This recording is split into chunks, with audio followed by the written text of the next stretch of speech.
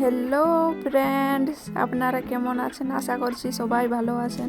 আজকে আমি শেয়ার করব আলু দিয়ে লাল শাক ভাজি রেসিপি। লাল শাক বানানোর জন্য আমি শাকগুলোকে কুচি কুচি করে কেটে জল ঝরিয়ে নিয়েছি, আর একটা আলুকে লম্বা লম্বা করে কেটে নিয়েছি।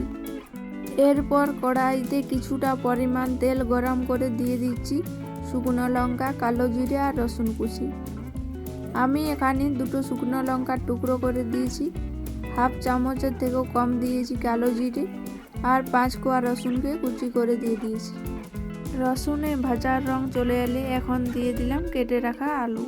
হালকা নাড়াচাড়া করে আলু ভেজে নেব।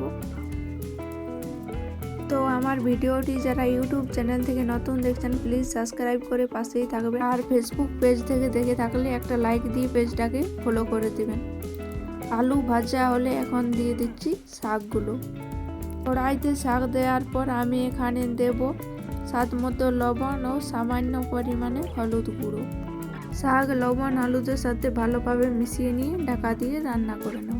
লবণ দেওয়ার ফলে শাক থেকে অনেকটা পরিমাণে জল বেরিয়ে এসে তা দিয়েই আলু খুব সুন্দরভাবে সেদ্ধ হয়ে যাবে। মিনিট 3-4 সময় নিয়ে আমি ঢাকা দিয়ে রান্না করে নিয়েছি। আলুও খুব সুন্দরভাবে সেদ্ধ হয়ে গেছে। লাল শাক ভাজার আরেকটু স্বাদ বাড়াবার জন্যে আমি এখানে দিয়ে দিচ্ছি কিছুটা পরিমাণে চিনি আর ভাজা বাদাম।